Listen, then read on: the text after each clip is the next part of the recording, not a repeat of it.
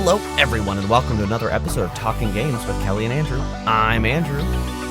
I'm Kellie. Hi, Kellie. Hi. It's Monday. It's Monday. Unless you're listening to this, it's not when it Monday. comes out on Tuesday. Yeah. Unless you're 6 days after release, in which case, happy Monday to you. Wow, happy Monday. How have you been, Kellie? What's new? How are you? Oh, life's kind of crazy, wacky, goofy right now. A lot going on. Yeah. But you know what? Got a new cat, if anybody cares.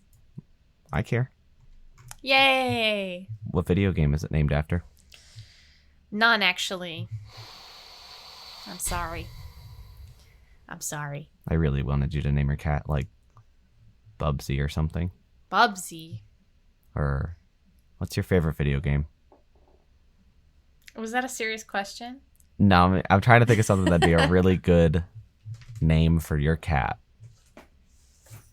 Secret Agent Clank. Daxter. Oh. Greg. Daxter Greg. Daxter's real name is Greg. Don't you know that? I don't. Is that real? No. Oh. I got excited. I thought I learned some new Jack and Daxter lore. I don't know any Jack and Daxter lore, but I'm pretty sure his name's not Greg. Yeah, it's Daxter. Yeah, that's why it's called Jack and also Daxter. Well, there's no also. I was going to say, I think you added a word there. What What a great bit we've started this episode off on. Okay, you want to know a good bit? Yes. The Rise of the Golden Idol has a release date. That is Woo! the investigative puzzle game.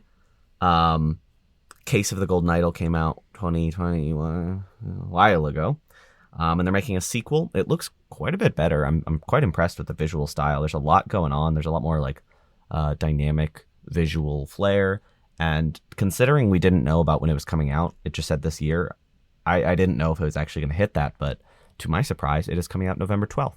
And I have to make the agonizing decision about whether to pay for it so that I can play it on something I want to play it on, like PlayStation or something, or get it for free on my phone because it's on Netflix.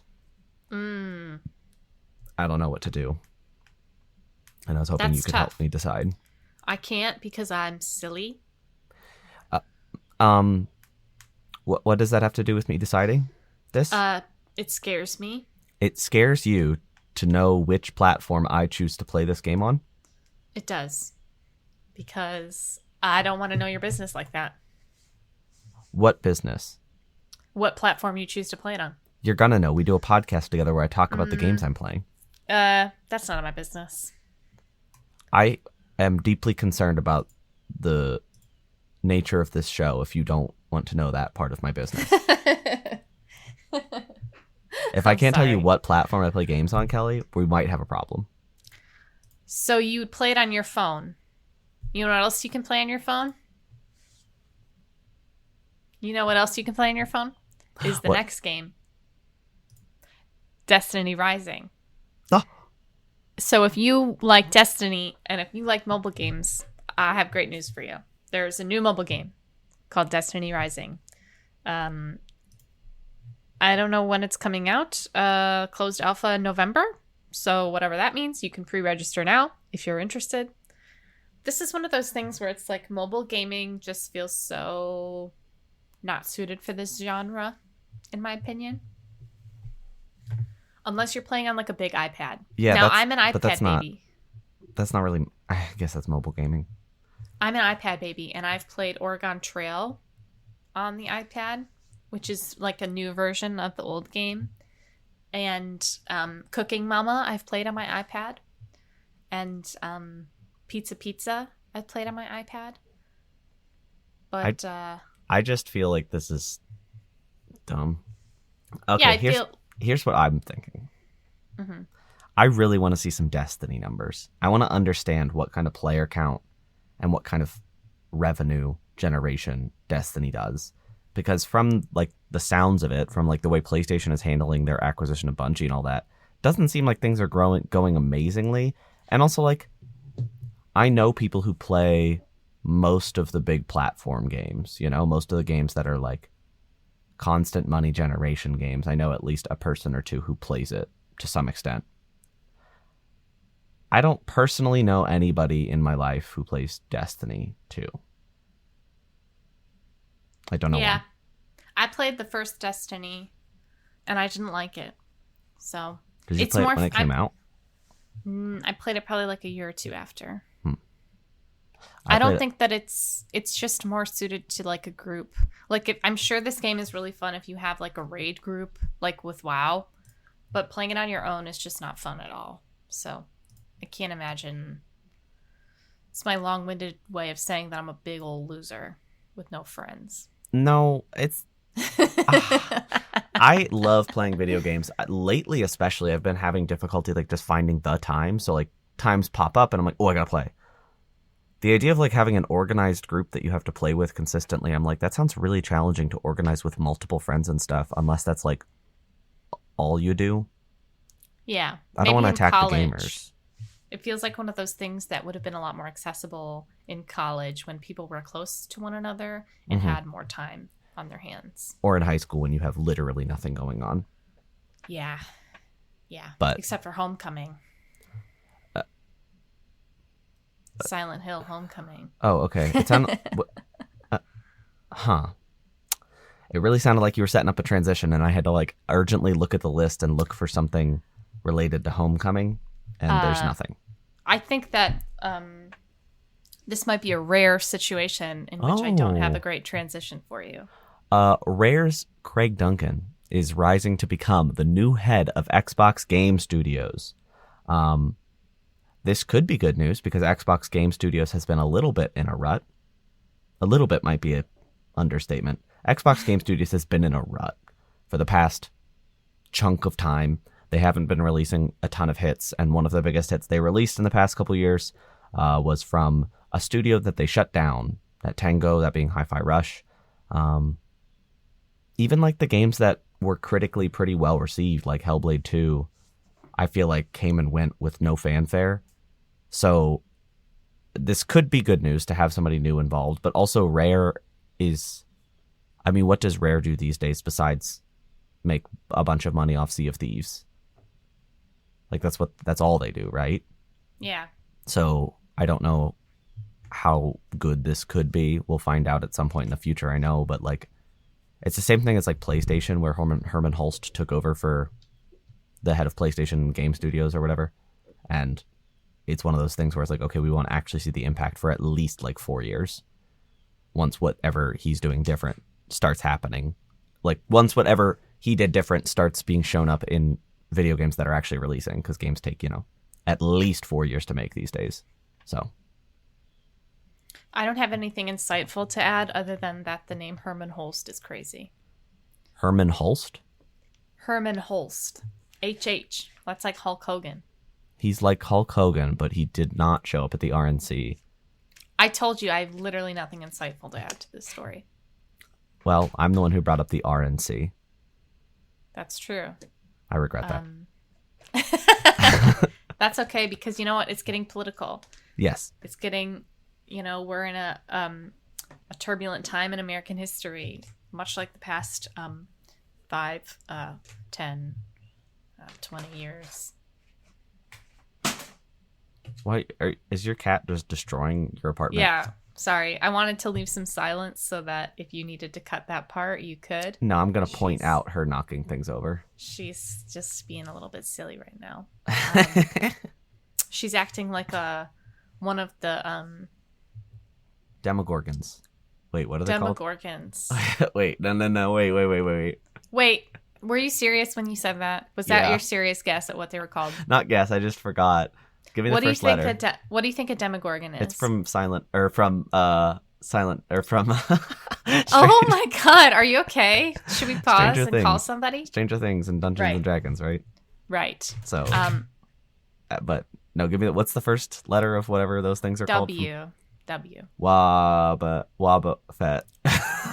You were really close. That's really close. Wendigo? Yes. Okay. Great job. I like Waba Fett better. Yeah. Anyway, sorry. No, I like Waba Fett better too. I think it's Wendigo, maybe a little bit culturally appropriative. But hey, guess what? Who cares? right? Because the Until Dawn movie is coming out in April 2025. Sorry, Right. I do care about cultural appropriation. I just was trying to find a good transition, and Do you I care about couldn't. Do you care about the And Until Dawn movie? I I don't know. I guess so. I mean, it's hard to say. Like, I can't be so negative about video game adaptations anymore because we've had some really good ones in the past couple of years. So they don't have that sort of like negativity. Like, we know now that they can be made and they can be made well. I don't necessarily understand the utility of an Until Dawn movie because it's kind of like that removes the whole point of the game, which is the interactivity. But it is what it is. I'll reserve judgment until we actually see anything of this movie. You know, I don't really get it. Okay. But, you know. Okay, Kelly, here's the real distinguishing thing. Okay. Which video game movie that comes out in April of 2025 is going to be better? The April 4th release of Minecraft or the April 25th release of Until Dawn? You need to tell me right now which one's going to be better. I think that Until Dawn is going to be better than the Minecraft movie. Okay. Okay. Speaking as someone who has seen something of the Minecraft movie and has not seen anything of this movie, I still think it will be better than the Minecraft movie. Yeah. I don't quite grasp this one. This one seems kind of dumb. Unless they're showing different cuts of the movie at different theaters. That'd be funny. That'd be cool. Like Clue? Yeah. That'd be kind of cool. But I'm it sure that doesn't really make sense because, well, I don't want to spoil Until Dawn at all. It's probably logistically impossible to do that in 2025. I think they did that with Spider-Man Across the Spider-Verse. There were different versions of the movie. What was changed? Just like little things here and there. Huh. Like cuts and clips and things like that. And nobody really noticed until like way after the movie had already come out. Well, yeah, with Until Dawn, it'd probably be pretty obvious if a character died in one cut and not in another. Yeah. Yeah. It is interesting, though. I wonder, like, what they could, like, canonize in the movie. Because like, the one actor, he's in the game, too. So. What? Wait, who's in the movie? Rami Malek? Peter Stormare. Which one's that? He's the therapist in the game. Oh, I think it would have been kind of cool to have everybody, but it would also have been funny because they're all like 40, right? Yeah, I mean, even in the game, they look way too old for how old they're actually supposed to be anyway. Which is kind of part of the joke. It's like, that's how teen movies, like, teen horror movies are. Yeah. You know? Everybody looks way too old for their actual character's age. I don't have confidence in this one. It feels unnecessary. And also just movies coming out in theaters that I feel like would be more suited for streaming. Streaming would also be cool because they could probably do something weird. Like, what was it called? Bandersnatch? Yes, but where then you that's make just your the own game. decisions. That's just the game. So I don't know what I'm saying. I know. That's why it's like, it just feels kind of redundant, you know? But we'll see. Maybe they'll do something fun with it. Who knows? This feels like a funny thing to announce after the horrendous failure of the re-release. Yeah, I think maybe they were banking on some goodwill from that. I almost feel like maybe they're showing it without footage and stuff. Maybe they're doing it to mitigate damage. damage. To like be like, oh, sorry, here's something better that you'll like more. Yeah, maybe so. Well, we have some Nintendo news for you. Nintendo announced on Twitter that they have a mysterious playtest rising for a new MMO style release. There's not a lot known about this. They had 10,000 subscribers to the Nintendo Switch Online expansion pass sign up. And it appears that this is some sort of MMO, that it's not going to actually be playable till November, but 10,000 people signed up and they got informed of what it was and they were told not to share. But this is the internet. So I think you can probably guess that people shared basically immediately. I'll just read you some snippets. It says that in this game, the goal is to work with others to fully develop a massive, expansive planet by utilizing creativity and farmed resources. And as you progress across the planet, you'll discover new lands, enemies, and resources that will become essential to your journey. Throughout your adventure, players will be granted special tools known as beacons. These beacons emit a healing light that purifies and purifies and develops the land. The higher your beacon is placed, the wider its beacon zone becomes. Within your beacon zone, your best work can be done. Players will repeat the process until the planetary block is considered fully developed. The dev core is a separate space from your planet you'll be developing. Think of it as a social hub to gather with other players. At the dev core, you can level up your character, get items, and you will need for your journey, commune with others, and more. There's 3 like screenshots, I guess. 2 of them are basically nothing, like just like concept ideas, and the third one shows this little guy running around the hub. I'm deeply confused by like, this seems like the kind of thing they just would have announced during a direct and then had a beta test later. It's kind of weird to do this mysterious, like, they announced a beta test for something that they weren't going to say what it was. 10,000 people signed up immediately. And now it's like leaking details. And also that, like, who thought that those 10,000 people were not going to share immediately what they saw? Come on, Nintendo. Yeah. Come on. It kind of sounds like a little bit of Stardew with the resource gathering and building. Yeah, I mean, it sounds kind of cool. It does. I think it's It's different for an MMO. You're not like, let's go raid somewhere, But I've heard it compared to Death Stranding, which is not the most inaccurate, because the whole thing about Death Stranding's online is it's like the world is gradually being built up through like community efforts. Right. But this feels like it's more like deliberate. Like Death Stranding was like subtle things mostly. Yeah. Because they didn't want like people who played a year later to just hop in and play on easy mode. So we'll find out more in November when they have the actual playtest, and I don't know what this is. Is this like an included game with the Switch 2? Is this like a video game? Like a full release? Is it just something new they're going to tack onto the online expansion pass? I don't know. It's a mobile game. Do you have... Oh. What? Yes, I do. You have the expansion pack? Yes. Okay, because I don't.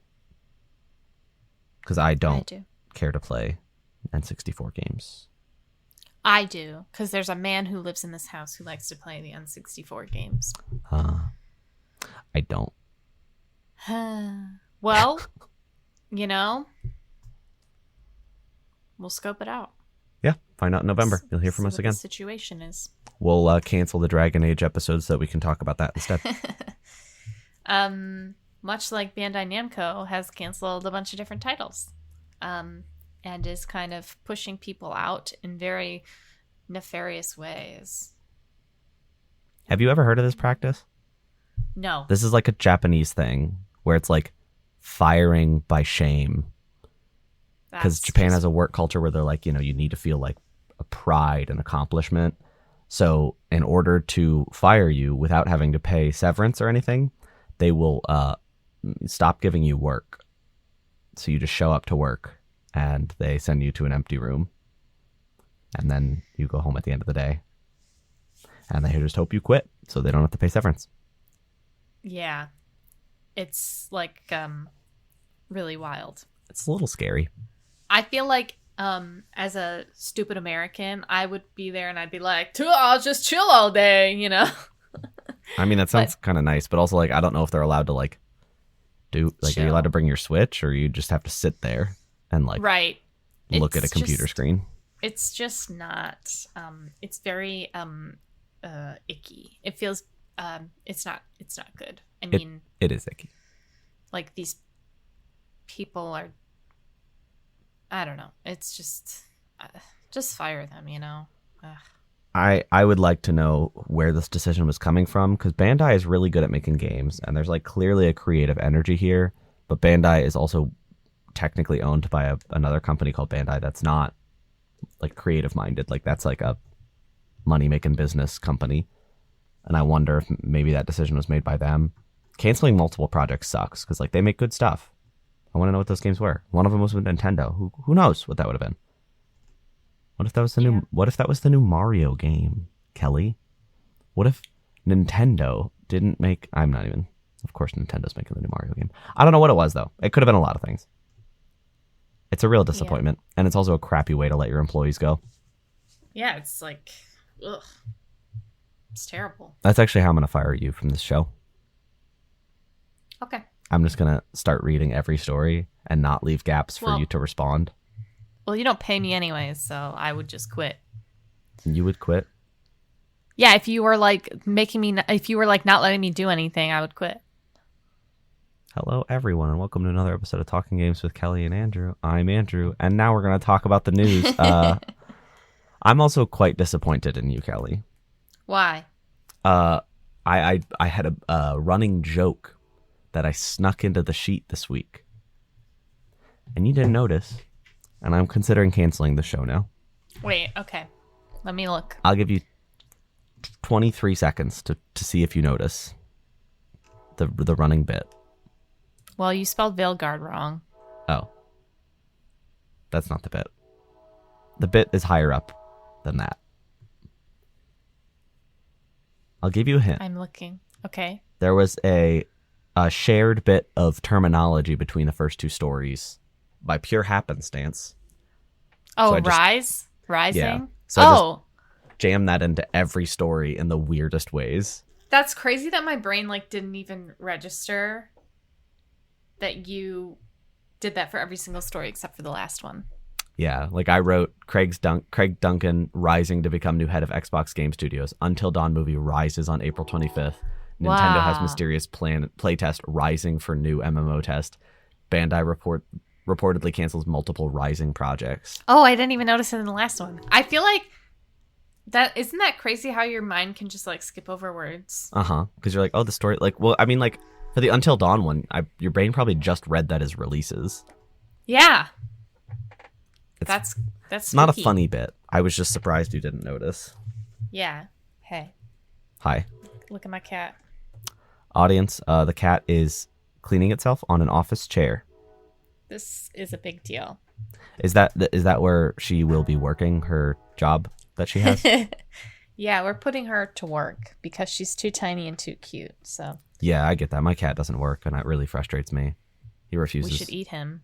He's lazy. He wouldn't taste very good. He's quite a thin, muscly guy. Kellie, did you play any games besides the release, the Dragon Age Veilguard that you've been playing? Right. Right. You know what's funny? People have been playing it because the reviewers are playing it right now. When do the reviews come out? The 28th, next Monday. So what? 3 days prior? Yes. Yep. Are you excited for those, or are you excited for the game? Which one are you more excited for? I'm excited for the game. I think I want to avoid reviews. I might look at the general score, but I'm not going to look at any specific reviews. I like to go in pretty dark from this point on. So you're just going to look at nothing? Yeah, I'll look at the Metacritic score or whatever the one score that is that you always send us. Open Critic. I'll look at that. It's just not score. Weighted. Because Metacritic weights certain outlets as being more valuable, which I think is kind of stupid. Yeah. So I'll look at that and scope and that's it. I don't want to read any reviews though. Oh yeah, for games that I know I'm gonna play, I look at the score because I want to know, but I never read them because it's I'm gonna play it. I don't need you to tell me. Yeah, exactly. But I haven't really played anything new this week. I've been sort of playing things that I have already played, as per usual for me. I'm playing Baldur's Gate 3. And I regret to inform that I did not and will not finish Dragon Age Inquisition before Veilguard. So just quit your job. Right. Had you considered that? I'm gonna stay quiet on that one. Okay. Next week, Kellie's gonna come back and be like, I don't have a job, but I've played 200 hours of Dragon Age. Oh. Yeah. I played a couple games, Kellie. Yeah, let's talk about it. They're very new, very big. Well, one of them's gigantic, and one's just more big in the proverbial sense. Big's moving to Paris. What? Have you heard that? Never mind. Oh, from Sex and the City. Yeah, I just funny. Big is funny. He's dead, right? In the show or in real life? No, he's a sex he's pest a weirdo, in real right? life. Yeah. But he's dead. Yeah, in the he's they dead had to kill him in the show because he was a sex pest. Yeah, he had a heart attack or something. in the show. I think he died, and then they were like, they found out right after that he was that, and they were like, whew, dodged a bullet there. Yes, I think you're right. I remember the Peloton commercials. Peloton. Christmas time. We have talked about this on air. I'm having brutal deja vu. Probably because I've made that stupid joke before about Big moving to Paris. And also you said Peloton. I was like, oh, I knew this was familiar. That is so funny. Sorry, audience, that you had to hear that twice. At least twice. Who knows how many times we've talked about it before this. What do you want to hear about first, Kelly? I played Metaphor, ReFantazio, and I played Silent Hill 2. Just like your first impressions? Or are you doing longer? Because I think you should start with your first impression and then end with your longer one. Well, I've played the same amount of both of them. Okay. I've played close to 5 hours of both, but for Silent Hill, that's like... almost done. Well, I've played like 4 and change. So like I'm like 36% done with Silent Hill, it says. Oh, okay. And I am not that with Metaphor. Why don't you talk about Metaphor first then and then Silent Hill? Okay. I guess it does feel like I'm in the early stages of Metaphor, even though I have played just as much. Mm-hmm. Metaphor is the new game. I'll be referring to as Metaphor because I don't exactly 100% know how to say ReFantazio. I, for a long time, was saying Tagio, like je. But then I heard it pronounced by other people and they didn't. They did S. And I was like, I don't know what to do. So I'm just going to stop saying it. I'm just going to say Metaphor. But this is the new game from the Persona studio. They finally got to make a new RPG right off the bat. Of course, the visual style is wildly good. Like all-timer level good. It is profoundly good. The graphics are very nice, but just the visual inspiration, the design of the menus, the design of the combat system, the design of the transition screens between like loading screens between areas, the way that combat starts, like you get this really cool like anime face swing, like it's like it looks like a camera swinging over the main character's face, and that transitions it into combat. The combat is not a Persona game. It is not an SMT game. It takes a lot of inspiration, obviously, but you don't have personas. Instead, it is a class-based game, so your characters are assigned a class. So you can make them like a combat-heavy person, or you can make them a balanced person, or a medic, or a mage, and any character can be any class. So you can mix it up however you want. You just have to pay an in-game resource to change them to that class. Right now, I have 3 party members. I think there's going to be more. And there's also some systems in place for bonding, a lot of social stuff involved. It is not the exact same as Persona, but it is really interesting, and that's how you unlock different classes. So it's a little, not more integral per se. I guess you could go through Persona kind of ignoring the social stuff. You wouldn't have a good time because that's so key to the game enjoyment. But this feels like more integrated into the practicality of combat, you know, if you ignored this stuff, which, I mean, early on, they don't let you. Main story, you're making friends that get you new classes. But I'm just really, really into it so far. Everything is what you'd expect. The music is by Shoji Meguro, who makes all the Persona music, and it's very different than Persona, which is cool, because, you know, those games are really, like, jazzy and, like, contemporary. You know. They're what? Contemporary. Oh, I thought you said they're temporary, and I was like, what does that mean, Kelly? I'm getting abstract. Yes, they're very contemporary. They're very like modern Japan, jazzy, fun. This is not. This is like fantasy style, but like still has that Meguro touch that you're going to appreciate if you like his music. The characters seem really excellent so far. I'm playing it in English because I'm not going to play an 80-hour JRPG with this much story subbed. That's just, I have to read a lot, but I just want to be able to like kind of zone out a little bit and enjoy it without having to focus on, you know, reading everything when they're talking. But the dub is so far impeccable. They are great, which if you played Persona, that's not surprising. The story seems really interesting. It is clearly more in the center, you know, it's the more important part. Than compare that to a Persona game where the story's a little bit secondary compared to the like character development and the party building. This feels a lot more like a straightforward story in some sense. It's still super wacky. I'm not going to talk too much about it because I haven't gotten crazy deep into the story, even though I have played 5 hours. But the core thrust of the game is that a king is assassinated at the very start of the story. And then your party is like, we got to take revenge. We know who killed him. Let's go take revenge. And it ends in this system where the king, before he died, basically set up a giant magic election where people have to decide who they think should be the new heir to the throne. But it's not like decided by literal votes. There's this horrifying like orange eye that appears on everybody's foreheads that can see inside their brain and know who they want. Sauron? Like Sauron, but like eye? No, but it's just one per head. Everybody gets their own little Sauron, and there's this giant stone in the middle of the town that has a giant like the faces of the top candidates are like carved out of it, and they're growing and shrinking based on how people think about them and who they prefer. It's a super unique concept, and I'm really excited to see where it goes. The gameplay is so fun that I'm looking forward to it. If you've seen trailers, you might have noticed that it looks like there's some action involved. It's not just turn-based combat.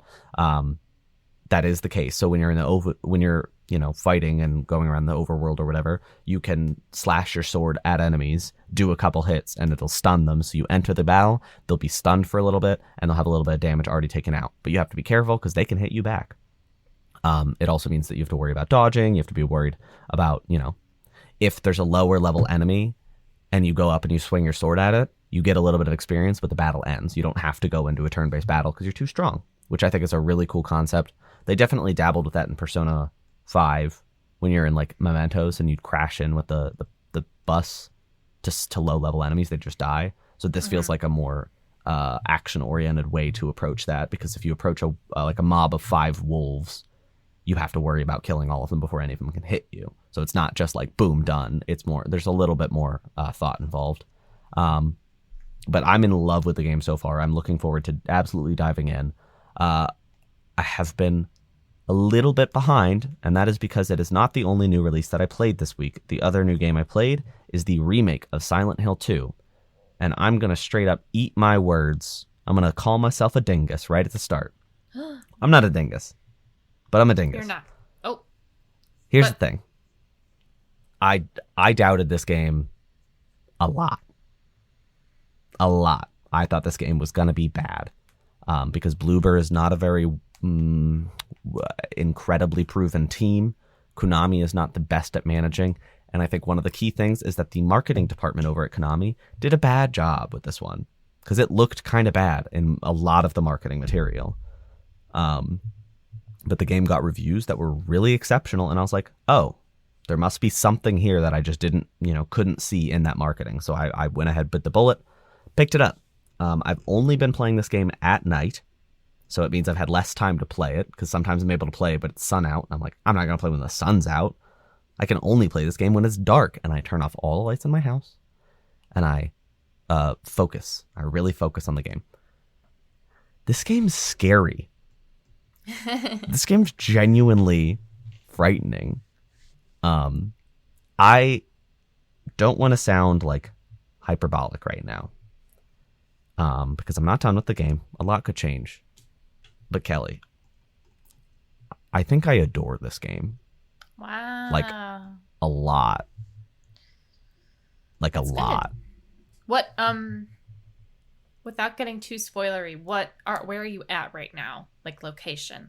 I just reached the other side of town, essentially. So I had to go through like an apartment building, and then when I got to the end, I entered essentially like a dream version of the apartment building. The other world. Yeah. The Rust. It is incredibly tense. The combat is not easy, and it doesn't feel great. Which again, the marketing really pushed the combat, and the combat doesn't feel good. But it is deliberate. It doesn't want combat to feel good because that's what makes it scary. Because when these things run at you, you can't just easily like whoosh out of the way. If they're coming at you and they're spitting their giant goop sacks at you, you're gonna get hit if you're not careful. And it's really tense. It's really uncomfortable. There's a lot of terrifying sounds. When there's enemies near you, your controller makes sounds, and it scares me. It's so uncomfortable to be there, and I'm like, I don't know where an enemy is, but I know it's nearby because my controller's like, Yeah. and I'm like, stop! I'm scared. Static. Did you play the original Silent Hill 2? I played a chunk of it, and I saw all of it. Okay. So it's been a while. I was going to say, I was just curious if you knew the story. Yeah, a lot of it's blurry, and the thing is, like, the story is kind of not the forefront. Like, 5 hours in, I've had like a couple minutes of cutscene. It is very much a gameplay heavy game. It is very similar in vibe to like a Resident Evil game, as far as like an early Resident Evil game, I should say, in that it's like a big puzzle box that you're trying to solve. This feels more like segmented. Like it's like, okay, you're doing this puzzle box area. Okay, you solved it. Next puzzle box area. You solved it, versus like a Resident Evil 2 where it's like one giant puzzle box you're gradually working through. This feels more like sections of puzzle box where you're exploring this town, and it's like, oh, I need to get to this. One of the first things you do is like you need to fix a record player at a restaurant, and then you have to go to the music shop so you can repair the record itself, and then you have to go to one of the apartment buildings so you can find the key to the front of it, and then you have to go to the restaurant so you can get a coin to actually play it. And all these things happen within the course of like an hour. You're exploring this town and unlocking all the things you need, but the environment and the palpable feeling of tension is incredible. It is really horrible in a really good way. Like, while I'm playing, I am tense. I've only played an hour-long chunks, because it is kind of difficult to do anymore. And it's also like I'm choosing to play it that way. I play at night. I turn off the lights. I'm totally zoned in, so I am getting the full horror experience. But the way that lighting is set up, the way that scares are set up, like I love Silent Hill 2, the original, and I have a deep-seated appreciation for it. Horror-wise, this is another level, because there's just the way that things are done is just spookier, I was walking down a hallway and just like you see like a weird creature skitter in front of the door before you can process what you just saw, stuff like that. Or like there's even cheap scares that feel good. Like I walked into a room and I didn't have a flashlight yet, and there was a flashlight, so I picked it up. And as I picked it up, it turned off, and then James puts it on his chest and he presses the button to turn it back on. And when he turns it back on, there's a monster in front of you. Blah, they jump out at you. And it scared the crap out of me. And I was like, ah, ah. Half of me playing this game is me just going like, ah, seeing like rounding a corner and there's something right there. And I'm just, ah. It's a very good Halloween game. I'm having the spookiest of times. And I really feel like they did a pretty exceptional job of modernizing a lot of the story stuff that is there. The cutscenes in the original are corny. They're good, but there's like a pretty strong level of corniness involved. Can I ask you something that may be vital to this conversation? Uh-huh. Did you play the original or the HD collection? I've never touched the HD collection, no. Okay. Because there was a different voice actor in the HD collection. It was Troy Baker. It's Troy Baker, yeah. No, I'm comparing it to the original, which is hokey. Quite hokey. This is not. They are going for something a little bit more serious. And to each their own, but I think they're really pulling it off. I think that the cutscenes are like, there's a new level of tension. It feels really realistic, not like graphically, but like the way that the characters are reacting. It's much clearer what they're going for here in my head. Like the whole thing of Silent Hill, without spoiling anything, is like basically everybody's going through their own mental struggle, and this is some representation of that. And I feel like it's clearer. The subtlety of the performances makes it clearer what the characters are going through from the start. And you still don't understand the intricacies, but you can sense what they're feeling. You can sense the discomfort. You can sense the tension. I'm really, really invested. And this game made Pyramid Head scary, which I kind of thought was impossible, because he's so like, I love Pyramid Head, but he's like one of those things, he's like so culturally used that I don't find him scary. Like maybe this is a controversial thing to say, but like Xenomorph, I see that, I feel nothing. I've seen that bro doing floss in Fortnite. I think you speak to it really well, because when you remove that character from the context, they became way less scary. Mm-hmm. Like, even Pyramid Head in DBD is not that scary, because it's like it's an objective based game, so you're like, he's just an obstacle. He's not something scary. Same with like Xenomorph, just an obstacle. And like you said, you see them flossing in Fortnite, but when you put them back in the context with the story beats, they become scary again. Like, I feel that too, especially with Pyramid Head. And I think Pyramid Head is such a unique character in so many ways that I feel like it's weird how out of context he got, you know? Like, it's weird to put him in everything. Yes, especially considering his role in the story of the second game. Right, like what he represents, which we will not discuss because that is spoilery. But right, it doesn't make sense for him to be in anything but Silent Hill 2. He is fundamentally attached to James' story. Yes. I'm just really over the moon. I've been kind of obsessed with this game in my head in a way I haven't been obsessed with a game in a while. Like, I think about it a lot, and I'm really excited to play it. And this is not to speak anything negative of Metaphor. I think I just haven't reached that point of it, and I sense I will. But part of it is also that Silent Hill 2 has like restrictions on it, which I've imposed myself. Okay, I know. But the fact that I can only play it at night, the fact that I can only play it with all the lights off, the fact that I can only play it if I like have the time to do an entire section, because I know each section has been like an hour basically. So I'm like, okay, I'm going to play for an hour at least. And also, I've only been playing one section at a time. Like tonight, for example, this is one of the few nights I could have time to do like 2 or maybe even 3 sections. I don't think I'm gonna. Partially because I think it's a good way to experience it. And secondly, because it's scary. This game is really scary. It is just built really well. It is extremely tense. It is extremely uncomfortable. The monsters are spooky. They make me feel uncomfortable. I was walking in the hall and I heard some guy talking and I didn't find him ever. I never found him. I don't even know what he said, but I got really scared when I heard him talking. I'm like, what is that? What is that? And I never found him. That is such like subtle horror design. And I think that's like a Silent Hill staple, is like the spooks that don't lead to anything. And I think I felt that before, like in Silent Hill 1, there's a scare where you just walk into a bathroom and then you hear a girl cry for like a few seconds and then it stops. And that's it. There's nothing else to it.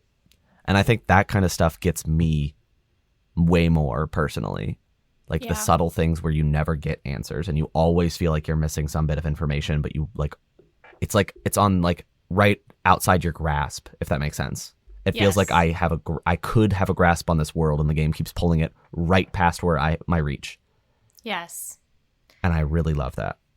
Yeah, absolutely. Do you think that they're going to remake like Silent Hill 3? I don't know. I mean, this game sold 1 million in like the first less than a week, which is pretty good. And if it's Bloober, it wasn't expensive. Yeah. I mean, I'm sure it cost a good bit, but if they sold 1 million right away, I'm sure they're happy about it. Yeah, I think that would be cool. I like Silent Hill 3, but I don't think it's like, it doesn't show its age as much as Silent Hill 2 did. It's also like they skipped 1. They did 2 because it is the cultural touch point for Silent Hill. Yes. Like there's no arguing that Silent Hill 2 is like the Silent Hill game. I feel like the more likely thing is them going a new direction, because that we know that there's multiple Silent Hill projects in the works. This, I want to be clear though, this does not give me renewed optimism for the series. That's a key thing, because Konami, I played the other Silent Hill game they released this year. What was that called? It's like something memory.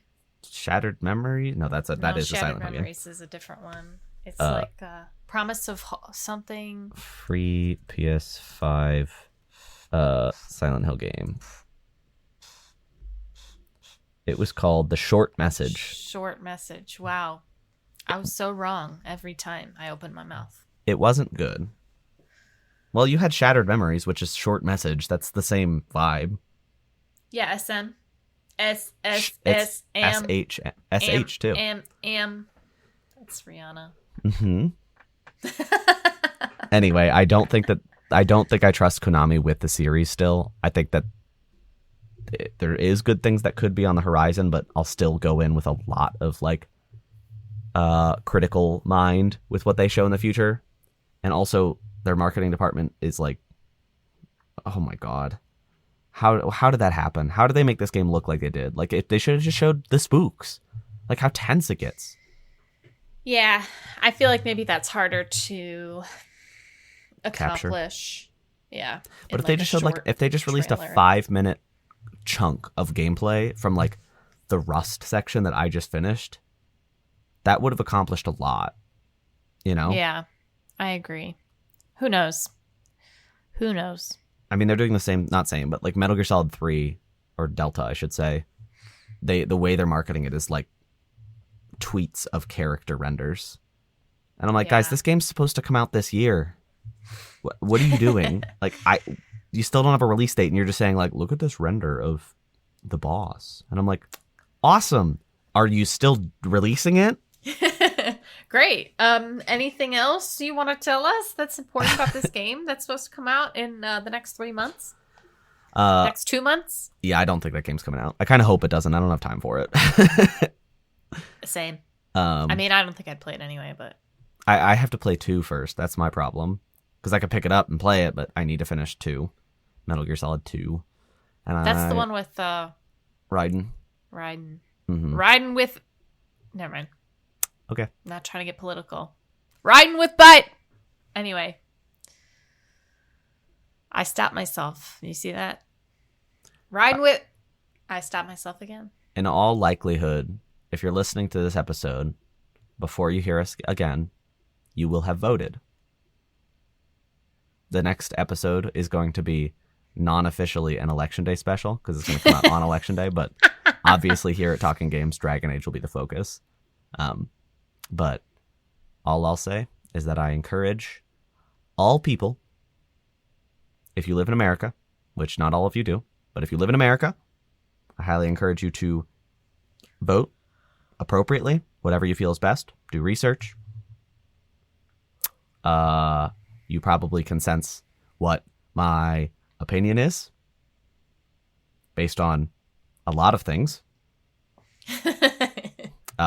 So I don't need to put that on the table, but my only specific encouragement is that if you live in Ohio, and if you're going to be voting, this is specific to Ohio, issue 1 is something I would personally encourage you to do a lot of research on. And if you asked my opinion, you should vote yes. To create a more balanced system. I don't know if you guys know this, but issue 1 now has the official Talking Games with Kellie and Andrew endorsement. So issue 1 has the endorsement. Not a vote, just the issue. Wow. I like it's not vote yes or no, it's just issue 1 endorsed by Kellie and Andrew. Let's stand outside a polling location and just have a sign that just says issue 1, and we just stand there with our thumbs up. I think we should do that. I think that'd like probably that close enough to election interference that we might get a felony, so I don't want to do that. What's a little felony between friends? If we're in jail, you can't play Dragon Age. Oh my god, you're so right. So I'm just gonna put that out there. I didn't think about that. Never mind. I don't want to do that. That's scarier than Silent Hill 2. All right, I'm done talking about games. Hey. Hi. Thanks everybody so much for listening to this week's episode. We really appreciate you. And like Andrew said, you should go out and vote. And do your research, because everybody's ballot will probably be a little bit different. Because on my ballot, I'm putting a bunch of smiley faces and clouds and hearts and peace signs. I'm just kidding. They invalidate most ballots that don't have a proper vote on them, Kelly. I was just joking. Anyway. No, but really, do your research. Go vote. Go play Dragon Age. Have a great day. Have a great week. Have a great month. Have a great year. And we will see you next time. For what? For Talking Games. For Kellie and Andrew. What game are we going to be talking, Kelly? we're going to be talking about Life is Strange Double Exposure. Yes. The most anticipated game of the past 10 years for Okay, Kelly. I actually do want to play that game, but obviously I might only be able to play it for like a day or two before Dragon Age comes out. Actually, if I pay for the premium, like for the deluxe edition, I can play the game right now, but I don't want to do that. It's out now? Just if you pay for the like deluxe edition. I thought it was out in like a week. You can play the first 2 chapters. Well, that happened like a week ago. Oh, the first 2 chapters. Yeah. I see. And then you can play all of them on the 28th or the 29th. I can't remember. Anyway, have a great day or week or month. We'll see you next time to talk about Dragon Age and voting. Bye. We're not going to talk about voting. Bye. Unless you guys want to. I don't know. Bye.